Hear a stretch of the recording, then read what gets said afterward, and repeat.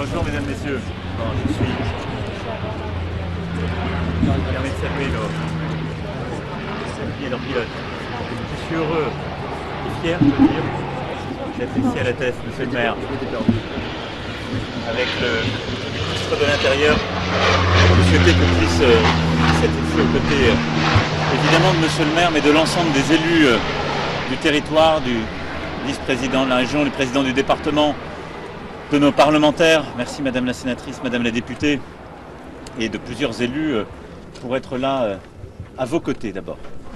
Et dans ce moment, je veux, alors que le feu est en train d'être contenu et commencer à être maîtrisé, après des jours qui ont été si difficiles, remercier l'ensemble de celles et ceux qui ont contribué à cet effort exceptionnel. Remercier évidemment le ministre de l'Intérieur, ses équipes, l'ensemble des équipes de la sécurité civile, monsieur le directeur général.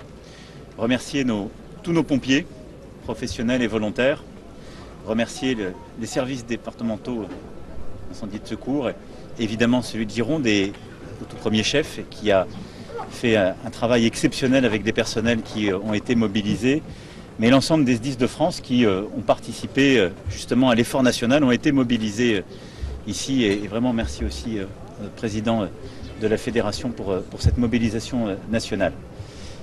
Sous la houlette de la préfète de région, dont je veux ici saluer le travail, le très grand professionnalisme et le sang-froid, tout ça a pu être pleinement mobilisé. Donc nos forces d'incendie et de sécurité de secours nationales ont été pleinement organisées. Je veux également remercier les pompiers militaires qui ont été mobilisés, alors même que la base de Cazaux, comme vous le savez, a été évacuée, mais qui ont été mobilisés pour apporter leur appui à leurs collègues de la sécurité civile.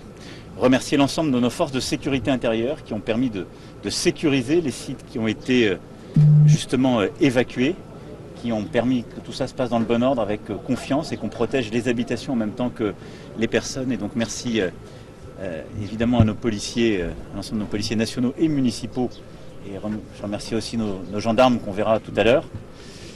Et puis je veux remercier l'ensemble des forces vives de la nation à proprement parler, parce qu'on a vu ici l'ONF qui a joué un grand rôle aussi pour aider à tailler, apporter leur connaissance de la forêt et permettre là aussi d'évacuer. L'ensemble des forestiers, publics et privés, remercier toutes celles et ceux qui ont contribué à cet effort, les bénévoles, les entreprises qui ont donné, toutes celles et ceux qui ont permis de nourrir, d'accompagner nos pompiers durant les jours et les nuits durant lesquels ils se sont battus contre le feu.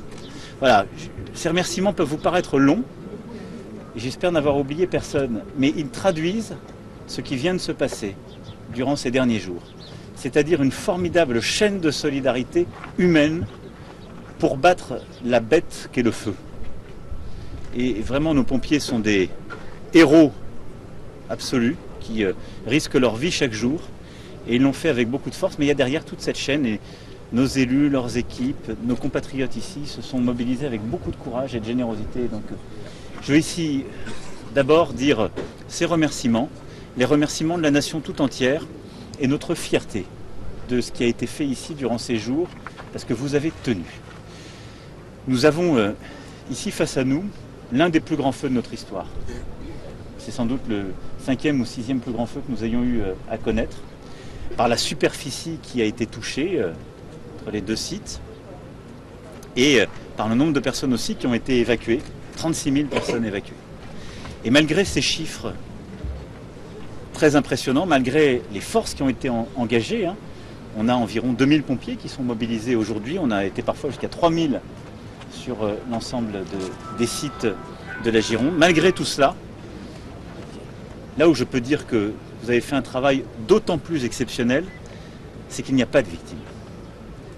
C'est qu'au moment où je vous parle, la population a pu être évacuée sans qu'il y ait à déplorer de victimes, et nos pompiers se sont battus et il n'y a pas de victimes. Et c'est absolument exceptionnel comme bilan compte tenu du défi qui était le nôtre, le vôtre. Il y a malheureusement quelques maisons qui ont brûlé et nous serons aux côtés de celles et ceux qui ont perdu leurs habitations, et les campings. J'ai vu tout à l'heure évidemment les gestionnaires, propriétaires et quelques-uns des salariés de ces campings, et donc nous les accompagnerons dans la reconstruction. Mais je veux vraiment vous féliciter, c'est pour moi le bilan qu'il faut tirer de ces jours. Alors, le phénomène auquel nous avons assisté est un phénomène exceptionnel. en raison de la nature de la forêt en particulier ici, très particulière. On pourra y revenir si vous le souhaitez. En raison évidemment des vents qui ont surpris, en raison aussi de l'hydrométrie qui a baissé du fait de la canicule à des taux inférieurs à 10%, ce qui est absolument inédit et donc ce qui a conduit à évidemment compliquer profondément le travail de nos pompiers.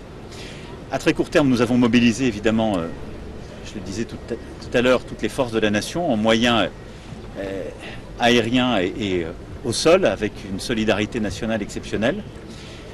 Nous allons continuer de mobiliser puisque nous avons le 7e Daesh qui se déploie et qui a été touché là au mois de juillet et qui sera pleinement déployé d'ici la fin du mois. Nous avons réquisitionné, en plus de tout ce qui a été mobilisé, 2 hélicoptères permettant le largage ce matin au Conseil des ministres pour pouvoir aller plus loin. Et évidemment, les moyens militaires qui ont déjà été décidés, la mobilisation que j'évoquais de nos pompiers militaires, s'est complétée ces derniers jours par la mobilisation de drones, de Caracal. J'ai pris la décision que dans la durée, nous allons continuer de mobiliser ces moyens, en particulier pour les travaux maintenant de surveillance. Évidemment aussi, dans les mesures d'urgence, nous allons prendre des décisions pour accompagner et être en soutien des pompiers qui ont été mobilisés et au feu. Et là-dessus, des décisions seront prises dans les prochains jours pour qu'on soit pleinement en soutien à leur côté. Je le dis parce que je viens ici de féliciter le travail exceptionnel qui a été fait, de donner le bilan de ce feu, mais nous sommes en début de saison. Et ce que je veux ici aussi dire, c'est que nous savons que la saison maintenant va être longue, parce que les forces ont été très mobilisées, parce que le combat n'est pas terminé. D'abord, ici, les choses vont continuer. Dans les prochaines heures, je l'espère, nous allons confirmer que le feu est maintenant contenu, grâce au travail qui a été fait au sol en particulier, le travail de nos pompiers, de nos forestiers, qui a permis de pouvoir vraiment faire ces tranchées et le contenir. Mais on sait que ça va prendre plusieurs semaines pour totalement stabiliser la situation, alors même qu'il y a chaque jour plusieurs départs de feu. Et donc on va devoir continuer de maintenir un effort. Et à côté de ça, nous avons les zones classiques, si je puis dire, malheureusement, de départ de feu et de grands feux d'été. Et nous avons aussi, au moment où je vous parle, des feux qui partent dans des zones totalement inédites. On a un grand feu qui est parti ces jours-ci en Bretagne, ce qui, je parle sous le contrôle du directeur général, à 1500 hectares est absolument inédit en région Bretagne. Et donc tout ça montre que les semaines qui viennent vont être très dures. Alors, nous avons fait le maximum ces dernières années pour prévenir, je le rappelle. L'investissement de la nation dans sa sécurité civile a augmenté de 40% ces 5 dernières années. Donc ça n'est pas comme si nous n'avions pas prévu, remobilisé, réinvesti, 40%. Nous avons rééquipé, modernisé la flotte, ce qui fait que nous avons la flotte la plus moderne d'Europe. Nous avons, je parlais de nos Dash, nous en avions 2 en 2019, le 7e sera touché là. Nous avons une flotte de 22 avions, 35 hélicoptères qu'on va compléter par les réquisitions. Malgré tout, il faut être lucide, le changement que nous sommes en train de vivre, et ne touche pas simplement la France, tout le pourtour méditerranéen, et même au-delà du pourtour méditerranéen, beaucoup de pays d'Europe et de pays qui ne connaissaient pas des grands incendies sont en train de vivre une accélération des conséquences directes du dérèglement climatique. Et donc tout ça va nous imposer de prendre des décisions structurantes dans les mois qui viennent, pour les années qui viennent. Le ministre avait déjà pris des décisions très fortes dans le cadre de la loi d'orientation et de programmation pour le ministère de l'Intérieur, mais nous aurons à travailler et à nous adapter au fond à la sécurité civile par accélération de changements climatiques. Et donc quels nouveaux moyens, comment les positionner, comment les prépositionner, comment évoluer sur le prépositionnement en fonction de l'année, comment aussi améliorer la solidarité européenne. Nous l'avons vu, la France a été à l'initiative et l'année dernière, comme l'année qui précédait, nous avons beaucoup été en solidarité des Grecs, des Algériens ou d'autres. Nous avons pu bénéficier de la solidarité de plusieurs Européens durant cet épisode de feu. Il faut encore améliorer les choses pour avoir une flotte européenne beaucoup plus complète et encore plus réactive. Tout ça, ce sont des sujets que nous allons lancer sans tabou pour pouvoir continuer de moderniser, mais surtout de nous adapter aux changements de situation et à des feux totalement inédits comme celui que nous avons ici vécu, que nous sommes en train de vivre. Au-delà de ça, et je finirai par ce point, nous allons continuer, Monsieur le maire, Mesdames les parlementaires et Mesdames, Messieurs les élus, je suis le président du département, à être à vos côtés. Parce qu'évidemment, il y a le jour d'après. Le jour d'après, c'est d'abord tenir, aller au bout de ce feu qu'on doit contenir et complètement éteindre. Sécuriser et prévenir les feux du reste de la saison. Mais derrière, il va falloir replanter et rebâtir. Et donc nous allons très vite lancer les travaux à vos côtés. Le faire pour lancer un grand chantier national pour pouvoir replanter cette forêt. C'est un immense chantier et j'ai salué les bénévoles qui ont été là aux côtés de nos pompiers, et vraiment je le dis avec beaucoup d'émotion et de fierté. Mais nous allons lancer un grand chantier mobilisant les professionnels de la forêt, l'ONF, les forestiers, mais aussi les bénévoles, pour pouvoir justement replanter une forêt dont nous allons aussi bâtir des règles plus protectrices et des règles de prévention dans la durée face à ces feux. Et donc là-dessus, avec évidemment les services de l'État, les élus, c'est un des grands chantiers qui s'en suivra. Refaire la forêt, prévenir les risques d'aujourd'hui et de demain. Et puis ensuite, nous allons aussi accompagner les acteurs économiques. On va les accompagner dans l'urgence. D'abord, il y a les assureurs. Nous avons pris contact avec la Fédération des assurances pour qu'il y ait une réponse très, très forte et rapide. Mais nous allons aussi mettre en place les dispositifs de solidarité pour les employés, parce qu'il faut être très conscient que pour beaucoup de saisonniers, c'est une saison qui s'arrête avec des grandes difficultés, alors même que ce sont des mois dans lesquels ils font parfois les revenus de leur année. Et donc nous avons des mécanismes de chômage partiel, d'accompagnement à l'activité que nous allons activer pour pouvoir les aider et les accompagner. Et je le dis aussi à la filière des hôtels, cafés, restaurants et du tourisme, et en particulier des campings, nous serons aussi là dans la durée pour les accompagner et pour les aider à reconstruire. Et là aussi le faire en respectant les règles, c'est-à-dire de permettre de rebâtir les campings en respectant les règles de préservation du paysage du littoral et de prévention des risques. Et donc c'est tout ça que nous allons faire dans les prochains mois. Voilà. En tout cas, je veux ici vous dire la solidarité de la nation et mon immense fierté en tant que président de la République, pas simplement d'être à vos côtés, mais de voir cette force d'âme que j'évoquais en parlant à nos soldats il y a quelques jours, parce qu'elle est là chez nos élus, chez nos compatriotes, chez nos pompiers, toutes celles et ceux qui se sont mobilisés, c'est une immense fierté. Vous avez résisté, vous êtes en train de battre le feu, et donc nous serons là dans la durée. Merci, Président. Monsieur le Président, l'ampleur inédite de ces incendies et les caractéristiques, ça marque un point de bascule avec des données nouvelles. Les pompiers nous disent qu'on n'avait jamais vu la multiplication de ces facteurs et l'ajout de ces facteurs, la canicule, les vents. On est vraiment sur un point de bascule? Écoutez, il y a déjà eu des feux exceptionnels, hein. Nous avons malheureusement connu des saisons, 2003 est une saison qui correspond d'ailleurs aux années de canicule, hein, 2003, 76, bon. Mais c'est vrai qu'il y a des événements qui sont souvent des bascules dans les... Je parle sous le contrôle des sachants, qui sont des bascules dans la doctrine. Il se trouve d'ailleurs que la Gironde et les Landes ont été souvent des théâtres de ces bascules parce que les forêts sont très caractéristiques et les épisodes de 1949 et 1989 ont marqué les esprits parce que ce sont des feux historiques, très très forts. Et donc ici, en effet, vous avez un feu avec une forêt qui est une forêt coutumière, qui avait des règles particulières d'usage, et donc où les règles de prévention n'étaient pas optimales, soyons clairs. La préfète avec les élus avait déjà commencé à mener ce travail, et ça venait bousculer des habitudes, parfois des convictions, et donc il faut en tirer les conséquences là aussi, et on ne peut pas garder ces règles-là, c'est pas vrai, je vous mentirais en vous disant ça. Et donc on ne peut pas refaire la forêt comme elle était avec les mêmes règles, parce qu'il faut qu'il puisse y avoir des sentiers, des chemins de passage qu'on protège, parce que là, le travail des pompiers a été entravé, des risques ont été pris parce que l'usage de la forêt n'était pas le bon face à ces risques. Et on les connaissait, premier point. Deuxième sujet, c'est toujours très difficile, ce sont des forêts de pins.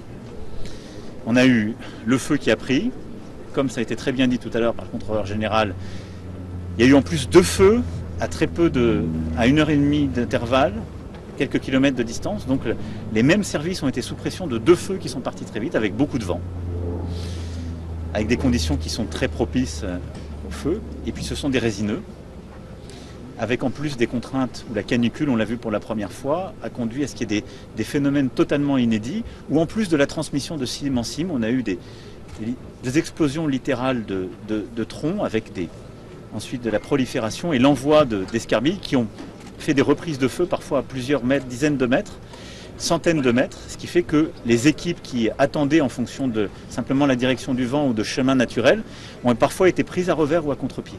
Donc en effet, il y a une multiplication de ces facteurs ici qui crée cette situation inédite. Donc il faut faire le retour d'expérience complet. Quelle prévention sur les forêts, partout en France. Et on a appris, donc dans le sud-est, on a des règles maintenant très strictes dans toutes nos forêts. C'est pas vrai dans toutes les forêts de France. Et on parle ici de la Gironde et des Landes, mais il y a beaucoup d'autres territoires français où on pense que les feux ne partiront jamais, où on pensait, c'est faux. Donc il faut le faire partout. Donc on a sans doute un travail à faire de prévention forestière sur les feux. Et puis deux, on voit la traduction du changement climatique, donc il faut accélérer, nous, dans notre doctrine, dans les moyens. Il faut encore accélérer ce qu'on a fait ces dernières années de déploiement de moyens nouveaux, parce qu'on voit, sous pression capacitaire très vite. Le faire en national et en européen. Et je pense qu'on a aussi une cartographie du prépositionnement de nos moyens nationaux dans différents sites. Mais comme on l'a fait par le passé, c'est pas un tabou, parce que au début des années 90, ça a été fait ici.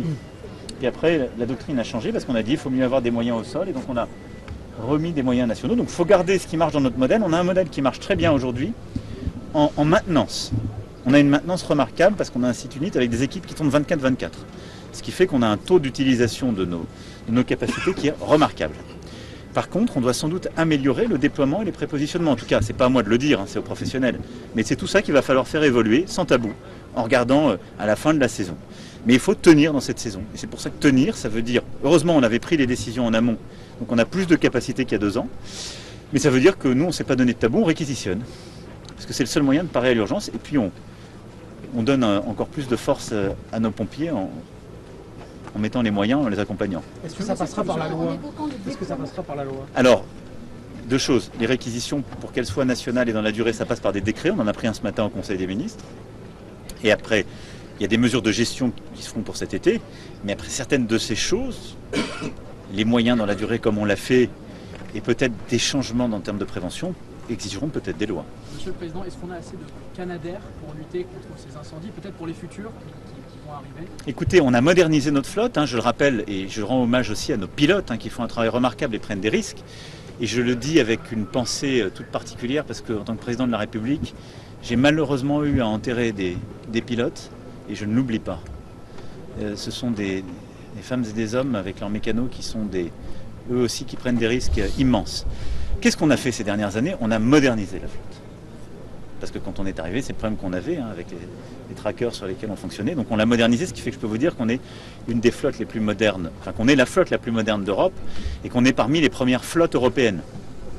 Donc on est passé de 2 à 7 Dash, on a nos Beach et on a nos Canadair. Aujourd'hui, au total, ça fait une flotte de 22 années. C'était assez quand je regarde les dernières années. Là, on voit qu'on est déjà capacitaire. Donc, premier point, est-ce que cette flotte, on l'utilise bien ? La réponse est oui. Contrairement à ce que j'ai pu entendre, on a 12 Canadair aujourd'hui. En permanence, il y en a 10 à 11 qui sont utilisés. C'est inédit. Pour avoir d'autres flottes aériennes dans d'autres secteurs, on n'a jamais ce taux cette capacité en permanence à les utiliser. Pourquoi ? Parce qu'ils se reposent la nuit, les mécanos travaillent de nuit. Et sur nos bases à Nîmes, on a un travail en permanence.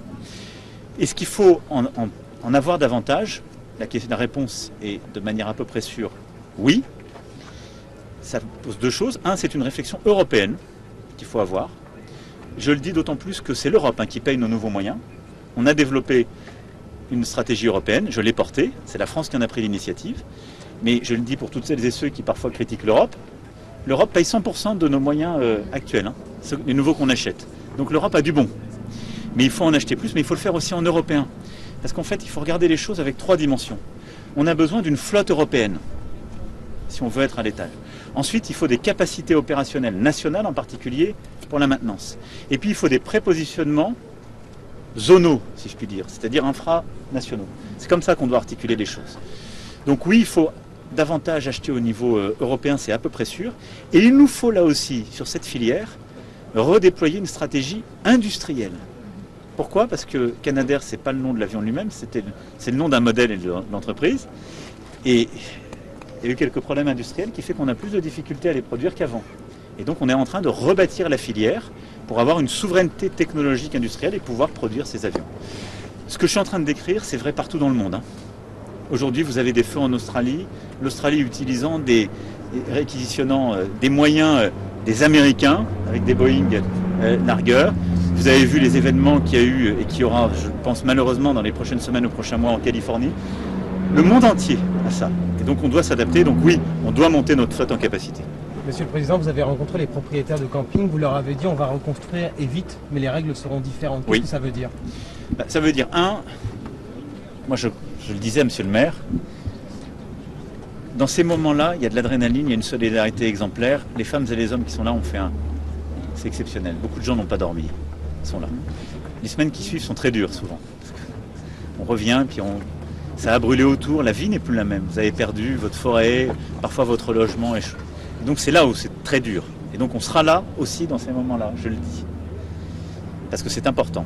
Et il faut redonner des perspectives très vite aux gens. Sinon c'est le désespoir qui s'installe et parfois la colère. Et donc il faut qu'on puisse, derrière, tirer nous les conséquences qu'on fera très vite. Et replanter la forêt et rebâtir, il faut le faire vite.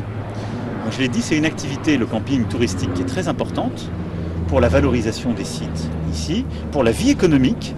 Et ça fait partie de la vie économique de la nation parce que l'activité touristique embauche beaucoup de gens dans notre pays. Et c'est important parce que ça donne aussi des possibilités de vacances à des gens dont le budget est parfois plus modeste. Et c'est très important et je veux saluer d'ailleurs la décision qu'ont pris les gérants et propriétaires de camping qui a été de rembourser tout de suite tous les vacanciers en totalité. Ce qui montre quand même l'esprit et l'éthique des professionnels du secteur. Nous, ce qu'on leur doit, c'est de les aider à reconstruire vite. On va le faire de 3 manières. 1, mettre de la pression sur les assureurs. 2, leur donner très vite les nouvelles règles. Parce qu'on ne pourra pas reconstruire les campings comme ils étaient avant. Il faut qu'ils intègrent aussi mieux, eux, les règles de prévention, de respect du littoral et de la forêt. Mais on va donner tout de suite les règles. Parce que ce qui est très dur quand il y a une structure, c'est quand les règles changent et que les habitudes sont déjà prises. Les règles seront données tout de suite, très vite. Et 3, on va les accompagner avec là aussi des mécanismes d'aide pour pouvoir le faire vite. Moi, je veux qu'on puisse, la saison prochaine, pouvoir avoir les premiers qui ouvrent et qui fonctionnent parce qu'il faut reprojeter les gens dans l'espoir. La saison, là, va s'arrêter pour eux. Et monsieur le maire le sait, pour beaucoup de commerçants, ce ne sera pas pareil, donc on va les accompagner.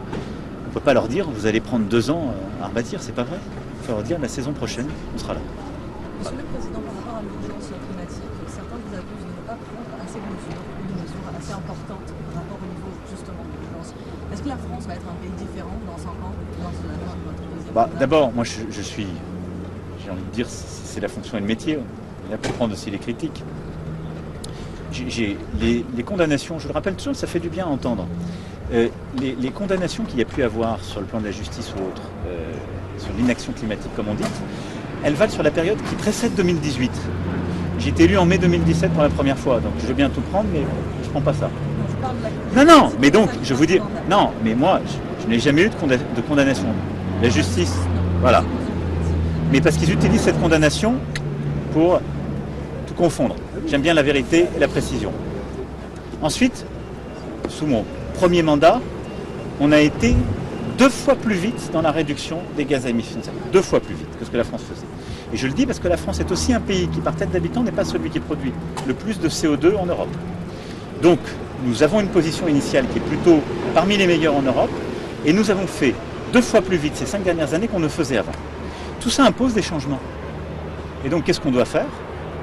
On s'est donné maintenant des lignes, on a mis de l'investissement, il faut mettre de l'argent pour que les choses changent, pour aider les gens à changer.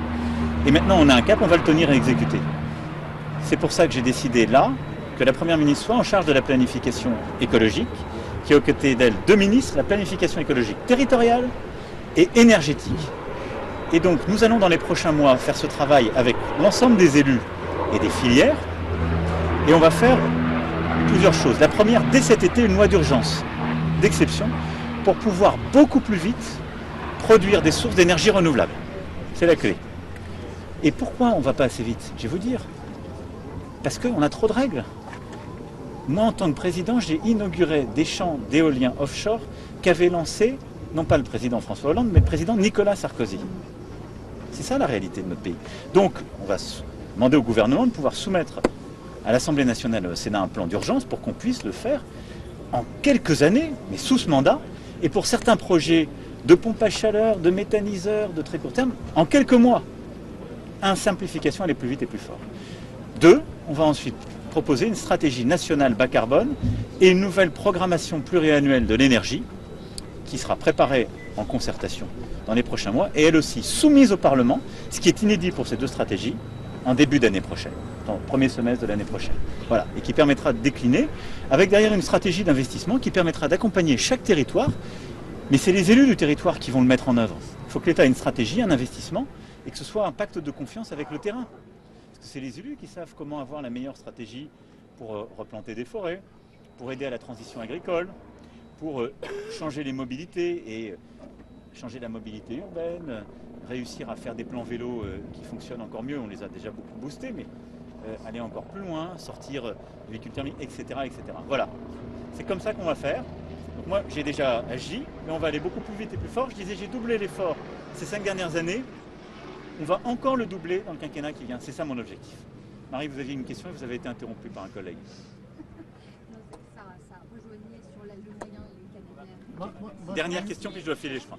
J'en ai une qui n'est pas Jérôme directement reliée, mais ce matin, Ursula von der Leyen a demandé que tous les pays européens baissent de 15% environ leur consommation de gaz pour faire face à la guerre en Ukraine. Alors, est-ce que la France est prête? Mais c'est exactement ce que j'ai dit à nos compatriotes le 14 juillet. Nous devons nous préparer, tous, à cette solidarité. Les ministres avaient eu l'occasion de le dire. La France dépend peu du gaz. Pourquoi? Parce que nous avons une structure de production de notre énergie nationale qui était l'héritier du modèle nucléaire. Et donc on dépend beaucoup plus du nucléaire, de l'hydroélectricité, surtout du nucléaire, et maintenant des capacités que je veux accélérer de renouvelables. Mais on a environ un peu moins, 17% de gaz. Et dedans une part de gaz qui venait de la Russie, mais on s'est diversifié. Nous n'avons pas de gazoduc qui vient de la Russie, on en a un qui vient de la Norvège. Et après c'est du gaz liquéfié. Bon. Mais il y a une solidarité européenne et nous avons besoin de cette solidarité européenne. Et je le dis aussi face à toutes les bêtises que j'entends. Au moment où je vous parle, nous importons de l'électricité d'Europe. On n'en produit pas assez pour nous. Et donc on a besoin sur l'électricité et le gaz d'être solidaires si on veut pouvoir résister cet été, cet automne et encore plus cet hiver. Et donc pour ça, nous on doit faire quoi? Se préparer à une solidarité gazière parce que d'autres pays dépendent beaucoup plus de la Russie et si tout est coupé, ce à quoi on se préparer, ils auront besoin de faire face à ce choc. Donc en effet, c'est de l'ordre de 15 à 20%. Donc c'est exactement ce sur quoi on se prépare et ce que j'ai demandé au gouvernement.